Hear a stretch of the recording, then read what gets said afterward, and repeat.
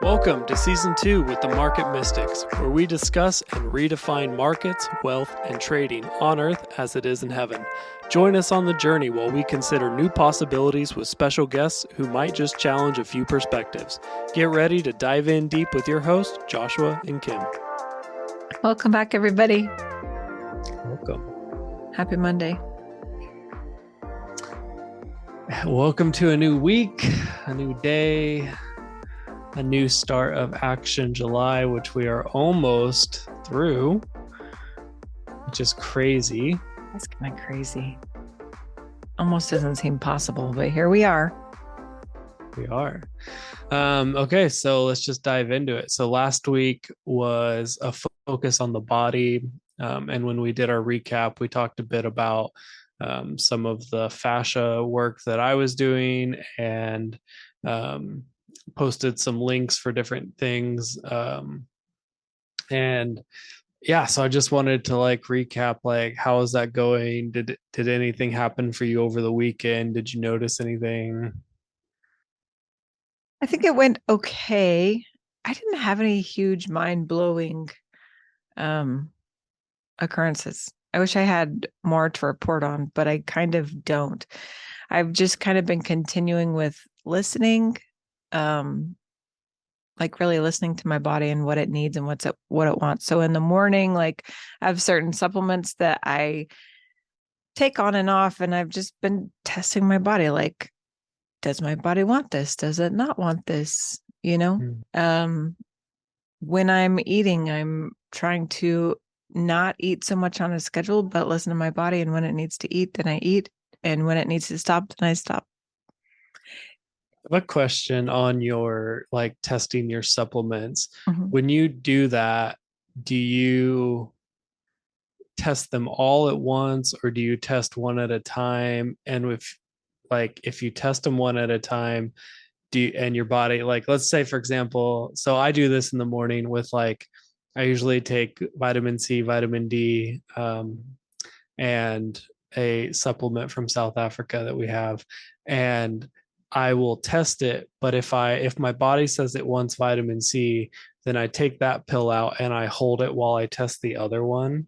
Mm-hmm. Because sometimes I feel like the individual answer is different than the stacking answer.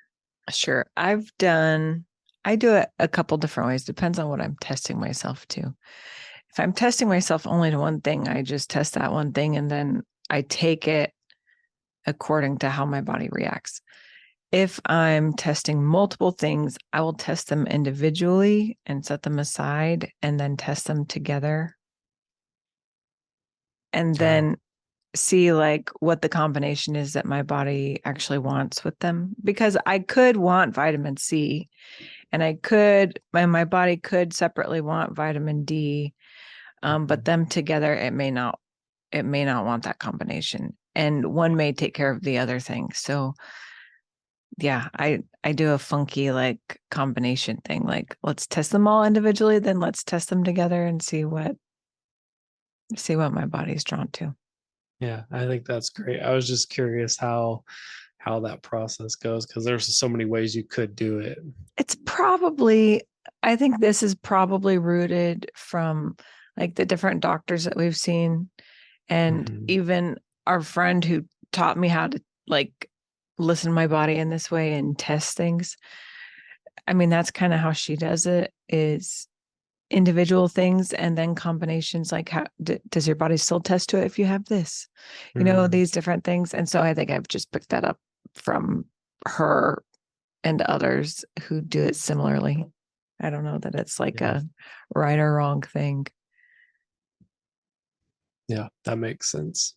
Yeah. What about you? Any new progress?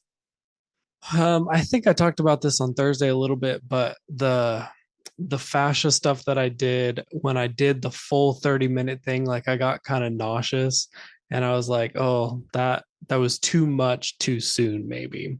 And so I've pared it down to where I just do a couple of the movements each day.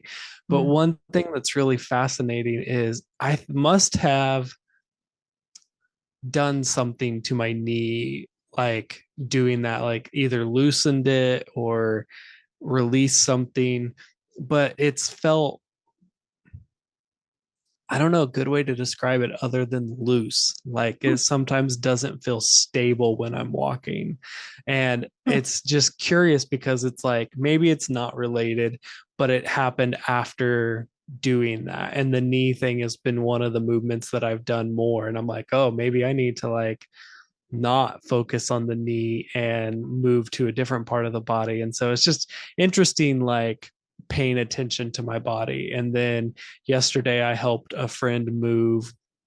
And this morning I woke up and I'm like paying attention to my body, and like my forearms feel sore from like from gripping things. And um I'm just aware of like, okay, like even though I wanted to like wake up and do some of the movement things I had been, I was like, maybe I should just like do some things to loosen up my body, but not push my body today. Like, Sure. eat good food, recover, and I think it is just part of that, like, in like you talked about, like listening when your body wants food, when it doesn't want food, like building that relationship with your body to understand what it needs when it needs it, and be able to like work in union and harmony with your body. Mm, yeah, true. Here's a fun example from this morning. This is not a fun example, but here's a real life example. I woke up this morning not feeling well, like nauseous, like just kind of stomach issues. Mhm. And everything in me and my routine wanted to, well, I will take my supplements and then I will make my coffee and then I will have my eggs. And my body was like, no, no, no, no, no, no, no, no, no. And I even went to like start making my coffee, and my body was like, no, no, don't do that. And so I did it and I listened. And I mean, I think that's a little bit of progress. And I know it's just a goofy example, but my body really was telling me what it wanted and what it didn't want. Hmm. And uh, I'm just having to get my mind in line with that because I'm such a creature of habit sometimes. Mhm. You know, you just have the things that you do every day, and here's your routine, whatever. And uh, yeah, even being willing to listen to step out of that routine, that's a shift for me. Yeah, I know that's not everybody great. operates that way, but I just kind of do. Yeah, no, I think that's awesome. Mm. Well, today we're going to move into um, our final week of connection. So it started with like connection with the divine, moved into connection with nature, and then connection with ourselves. And now we're going to step into connection with others and start paying attention to ourselves in relation to our spouses or family or friends or strangers, and um like what are we feeling around them, near them. um I'm kind of curious, this just popped into my mind. I'm we're going to take Thursday off because we have some other obligations we need to do, but part of that is Kim will be around a lot of people. And so as we're focusing on like the culmination of these weeks, I will be curious to see if you notice a difference of like, does your body tell you anything when you're around these people? And like, does it need different foods or different sleeping patterns? Hmm. Or um are you able to find stillness and like hold back from triggers? Or like, just like, will this whole month of things, will it change this week for you more than other weeks that you've experienced similar events?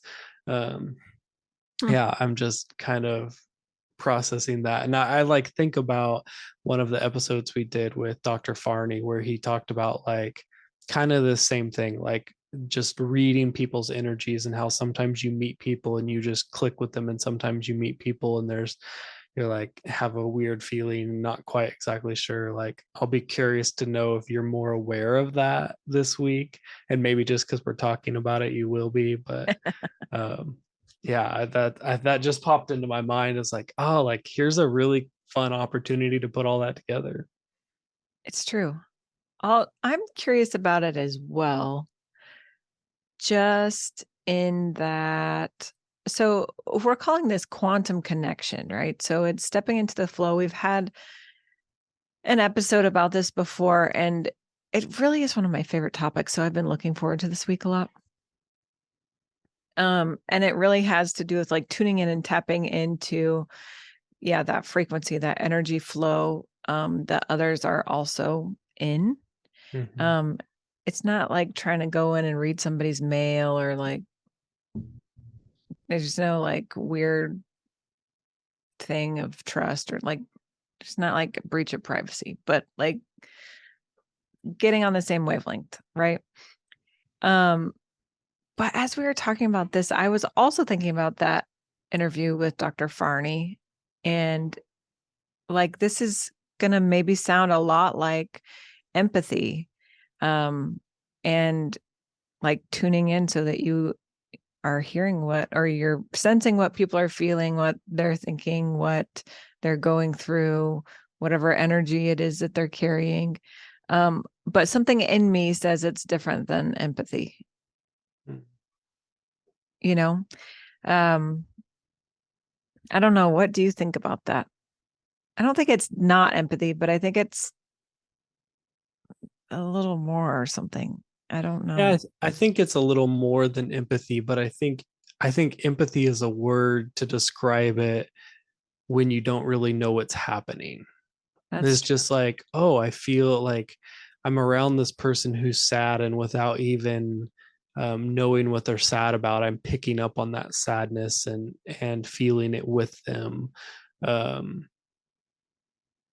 as opposed to like I would say this is maybe a little bit more intentional, like just a little bit more intentional connection with it. Yeah.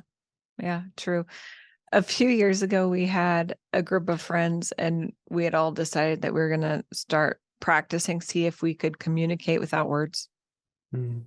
I don't know if you remember this. And there were like, I don't know, a couple of weeks where people were trying to send messages back and forth to each other. And I don't know that it was ever successful. But I just have to say, one of our friends who was involved in that, who also listens to the show, I remember the phrase she told me that she was trying to send to people was purple potatoes. So every time I think about this week, I've been thinking about purple potatoes. That's awesome. I know. I did this for a while with a friend, where um, I one of us would just think of a color and the other would try and think of what that color was. Um, and sometimes like we'd get it right, and I was never sure if it was just like a lucky guess, like because I was picking colors like red and blue and orange, not like taupe and navy, and not weird things, but just standard colors. um but I can tell you the one time that I was most impressed by it, was I think I was out for a walk in the evening, and I just looked up in the sky and was looking at the sunset, and it was just this like beautiful reddish orangish type color. And I took a picture of it and I sent it to them, and I was like, this is the color you picked. And it was like a it wasn't a logical thought. It was just sort of that intuitive, like something in me was like, that's it. Um, and they were like, that's exactly almost the exact shade I was thinking of, like everything. And then like I tried that a few more times, like looking in the sky or looking at the ground for like trying to find that, and it never worked again. But what I noticed was like when I was trying to make it work, I couldn't pick up on it. But when I was just in tune with nature and just enjoying things, like I got this sense and it happened to be right. And so is that coincidence? Maybe, but I just really enjoyed picking up on that like signal and it being right. Like it was encouraging in the moment. Yeah. And so I think things like that it can be fun to play with, whether or not you believe in it or not. It can be fun to play with like things like that. Mm-hmm. Yeah, I agree. And I tend to think that sometimes you can't force that flow. You know what I mean? And like what you're talking about, like you're really looking hard. Like I'm really looking for it. And it's not that intentionality is bad or wrong or anything like that. But sometimes when you force it, you put so much pressure on it that even the thing that has that subtle like trigger on it or whatever it is, you'll miss it because you're looking so hard. You know, like you won't allow yourself to see those subtle little just deviations, I suppose. You know? Right. And but I think this plays into this whole month. So we started with stillness and we talked about how that needs to be the foundation of what we're doing this month. As we build on all of these things. And then we were tuning in to creation and nature and listening. And then we were tuning into our bodies and listening. And now we're focusing on tuning into others and listening. But I think so much of it has to come from that stillness. Yeah.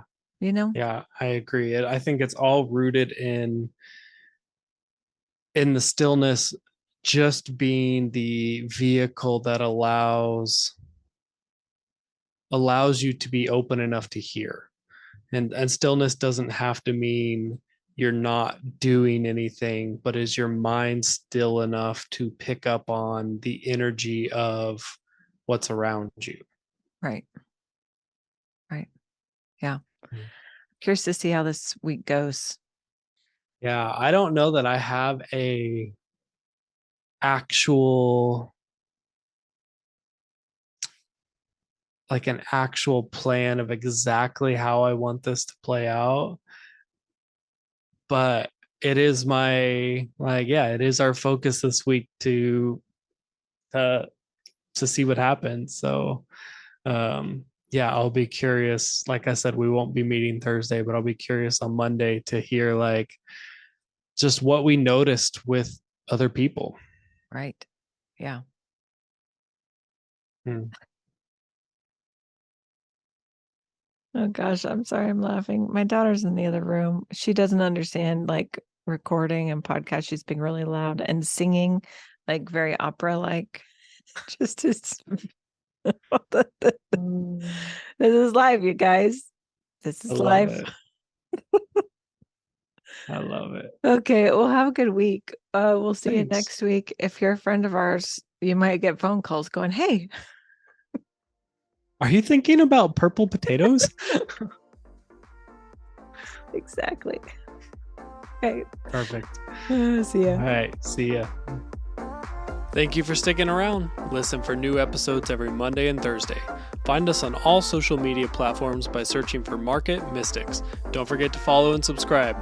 Visit upperroomcd.com where you can find more information about the hosts, projects, and guests. Go deeper by booking a coaching appointment focused on redefining identity and wealth in your life. See you next time.